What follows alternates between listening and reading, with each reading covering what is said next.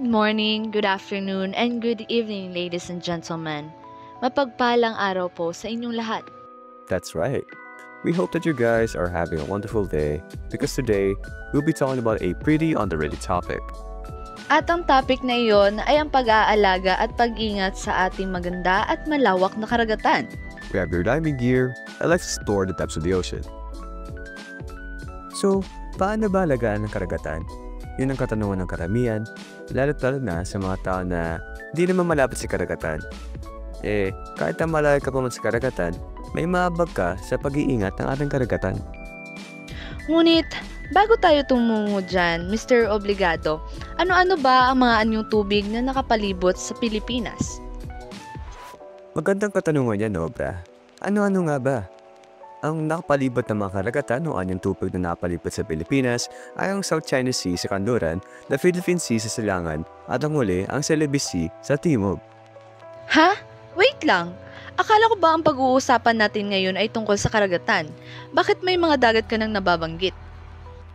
Ang dagat ay isang parte ng karagatan, at kung tutukuyin natin, ang kaibahan lang ay ang dagat ay mas maliit at may katabing lupa, at ang karagatan ay isang continuous body of salt water.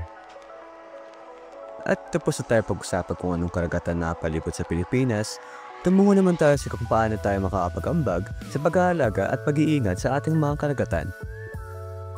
Pag pinag-uusapan ng pag-ingat at pag-aalaga ng karagatan, ang una nating naisip ay ang paghakot ng mga basura sa tubig, mga malalaking events kung saan dinadampot natin ang basurahan sa baybayin ng dagat. Pero, hindi lang iyan ang maaari nating gawin. Tama. Ang mga nabanggit ni Obra ay immediate solutions, ngunit short-term lamang. Dapat na tayo nag-iisip ng matagal na solusyon para maingatan at maalagaan natin ang ating karagatan. Tama ka dyan, Obligado. Ang pag-aalaga natin sa karagatan ay hindi dapat titigil sa paglilinis lamang. Ngunit dapat natin bigyang solusyon ang pinaka-root cause ng pagkasira ng ating mahalagang karagatan. Isa sa maaari nating gawin para makaambag tayo sa pag-ingat ng karagatan natin ay simple at halos alam na natin lahat. Ito ay ang 3 R's: reduce, reuse at recycle. Nakakalimutan din ng mga tao na nakatutulong ang paggawa ng 3 R's sa pag-ingat sa ating kapaligiran, hindi lamang ang karagatan. Ang paggawa ng 3 R's ay upang maiwasan natin ang pagtapon ng mga basura sa mga kanal na maaaring lumabas patungo sa karagatan at sirain ang likas na kayamanan. Pangalawa naman ay ang pagtangkilik sa mga negosyo na nag-i-implement ng mga environmental friendly practices katulad na nabanggit na 3 R's. Using environmental friendly materials. Kasama na rin dito ang pagtangkilik sa mga lokal na mga negosyo dahil nababawasan ang paggamit ng mga long-form transportation na ginagamit sa mga imported goods at dahil rin dito ay mababawasan ang carbon footprint natin. Oo nga no, di ko masyadong napag-isipan yun. At hindi tayo doon magtatapos. May isa pa tayong magagawa para makaambag sa pag-ingat at pag-alaga sa ating karagatan. Higit sa lahat ng nabanggit natin ngayong araw, makatutulong rin tayo sa pag-ingat ng ating karagatan sa pamamagitan ng pag-spread ng awareness sa social media. Katulad ng kasabihan na, "No man is an island." Hindi tayo magkakaroon ng malaking impact sa ating misyon kung kakaunti lang ang kumikilos. Because a collective effort is better than a single effort.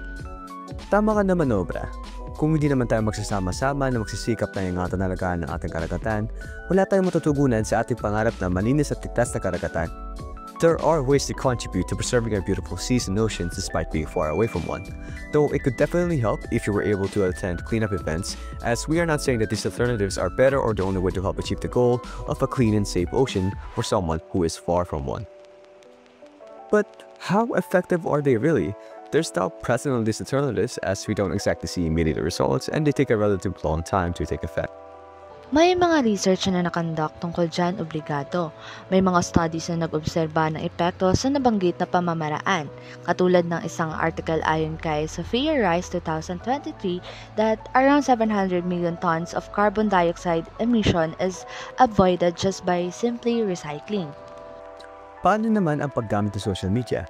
Can you elaborate on how that can help us in the long run?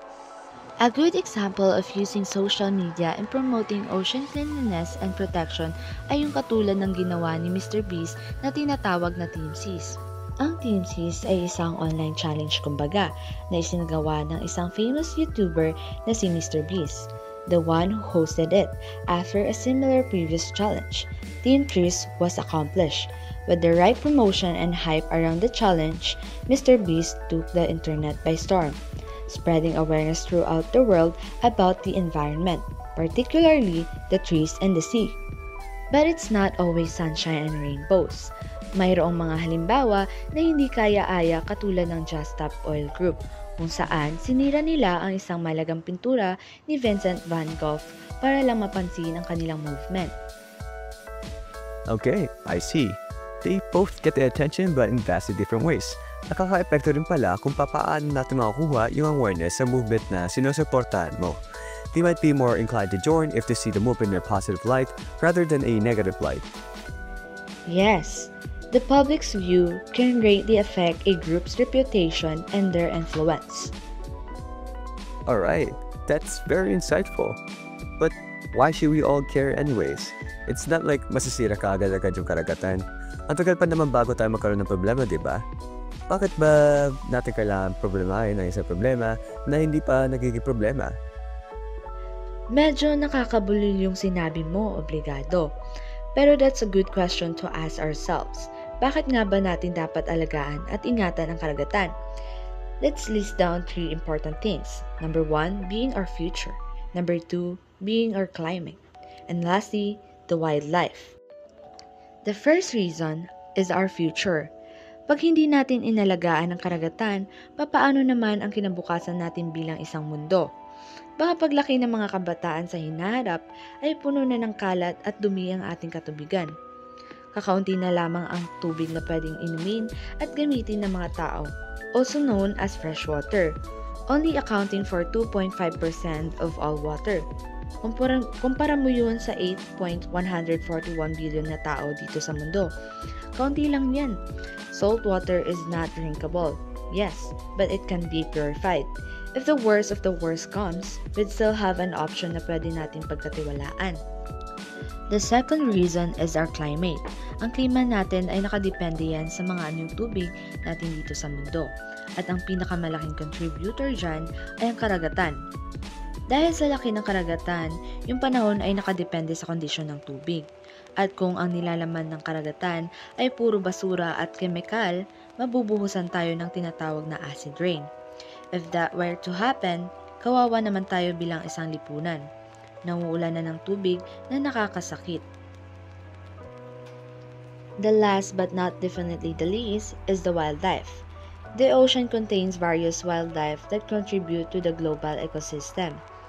If the ocean and seas were to be polluted to the point that certain ocean animals are harmed, who knows what butterfly effect will take place in the globe's ecosystem. Some of these underwater animals also give us an insight to the past, a period beyond contemporary times, giving us an explanation kung ano-ano ang nasa nakalipas na taon. Hopefully that was enough to convince some hard-headed folks about taking actions for the preservation of the seas and the oceans. Speaking of hard, how about some cold hard facts? According to researchers, only around 5% of the ocean is explored, meaning we've barely scratched the surface of the vast size of the ocean. There are so many things we haven't explored. It'd be a shame kung bago natin ma-explore ang kabuuan ng karagatan, ay masira na nito ng mga pollution natin. We probably could explore some new species on the great depths, new wonders of the world, and probably new resources. And the thing that could ruin that opportunity is our lack of action for taking care and preserving our seas and oceans. But as time goes along, new discoveries are made, like inventions that could help reduce and get rid of ocean pollutants like trash. An example will be the Sea Bin Project, or like the name suggests, a bin in the sea that collects trash. The entire thing does not require human interference to work, it just grabs nearby trash and stores it until disposal. More inventions of similar nature ay nakakabilis talaga ng progreso natin sa pag-alaga at pagpreserba ng ating karagatan. So, if you have any idea, by all means share it, spread it through word of mouth, or even better, like previously mentioned, social media. Even if the idea is very bare, as long as the idea is there, it could still greatly help. Good morning, good afternoon, and good evening. We wish you a merry day. Water is life, water is Water is a right, right, and and may may you you do do what's what's right. right.